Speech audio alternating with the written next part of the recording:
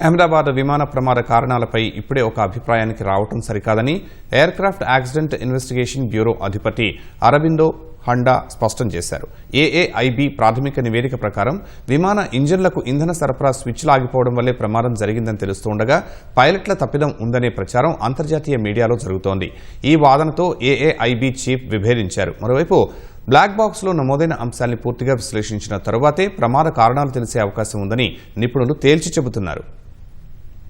అహ్మదాబాద్ విమాన ప్రమాదానికి ఇంజిన్లకు ఇంధన సరఫరా అయ్యే స్విచ్లు ఆగిపోవడం కారణం కావచ్చని ఎయిర్క్రాఫ్ట్ యాక్సిడెంట్ ఇన్వెస్టిగేషన్ బ్యూరో ఏఐబీ ప్రాథమికంగా అంచనా వేసింది. సెకను వ్యవధిలోనే 2 స్విచ్లు ఆఫ్ అయినట్లు వివరించింది. అయితే స్విచ్లను ఎందుకు ఆపారని ఒక పైలట్ మరో పైలట్ ను అడిగినట్లు కాక్పిట్ వాయిస్ రికార్డుల్లో నమోదైందని ఏఐబీ తన ప్రాథమిక నివేదికలో ప్రస్తావించింది. తాను ఆపలేదని రెండో పైలట్ చెప్పిన విషయం కూడా అందులో రికార్డైనట్లు తెలిపింది. ఈ నేపథ్యంలో అంతర్జాతీయ మీడియాలో పలు కథనాలు వెలువడ్డాయి. పైలట్ల తప్పిదం కారణంగానే విమాన ప్రమాదం జరిగిందని ప్రసారం చేశాయి. అయితే ఈ వాదనను ఇప్పటికే కేంద్ర ప్రభుత్వం తోసిపుచ్చింది. ప్రాథమిక నివేదిక ప్రకారం ఒక అభిప్రాయానికి రావడం సరికాదని పౌర విమానయాన మంత్రి రామ్మోహన్ నాయుడు స్పష్టం చేశారు. విచారణకు సంబంధించి పూర్తిస్థాయి నివేదిక అందిన తర్వాత మాత్రమే ప్రమాద కారణాలపై ఒక అభిప్రాయానికి రాగలమని ఆయన పేర్కొన్నారు. విమాన ప్రమాదంపై విచారణ జరుపుతున్న aircraft accident investigation bureau chief Aurobindo Honda ఇదే విషయాన్ని స్పష్టం చేశారు. ఇప్పటికే 100కు పైగా విమాన ప్రమాదాలపై విచారణ జరిపిన అనుభవం ఆయనకుంది. ఏఐబీ విచారణ సరైన దిశలోనే సాగుతోందన్న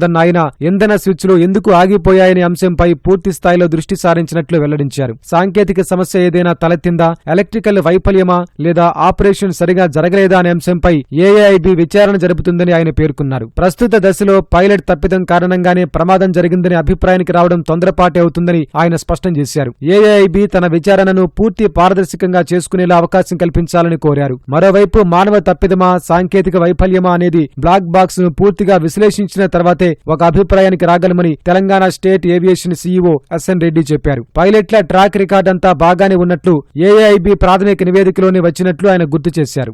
ఇది అయితే technical failure or human failure, ఈ రెండే ఉంటాయి. ఆ రెండింటి కొరకు వాళ్ళు బ్లాక్ బాక్స్ను బట్టి ప్రతి ఒక్క దాన్ని పార్ట్ను డీటెయిల్గా ఎగ్జామిన్ చేస్తేనే వాళ్ళకి ఇంకా ఫర్దర్ డీటెయిల్స్ వస్తాయన్నమాట. ఈ పైలట్స్కు వాళ్ళ డీటెయిల్స్ ఇచ్చిండ్రు ప్రిలిమినరీ రిపోర్ట్లా. వాళ్ళ లైసెన్సులు కరెంట్ ఉన్నాయి, వాళ్ళ ట్రైనింగ్ కరెంట్ ఉన్నది, వాళ్ళ మెడికల్ కరెంట్ ఉన్నది, అన్ని కరెంట్ ఉన్నాయని వచ్చిన డీటెయిల్స్. దాంతో అటువంటి దానిలో ఏం లోపాలు ఉన్నట్టు లేవు. ఇంకా చాలా మైన్యూట్ డీటెయిల్స్, ప్రతి సిస్టమ్ డీటెయిల్స్ తీసుకునేది ఉంటుంది. అందుకొరకే వాళ్ళు మొదలే చెప్పిన అంటే మినిస్టర్ గారు చెప్పిండ్రు 2-3 months కావచ్చు అని చెప్పిండ్రు.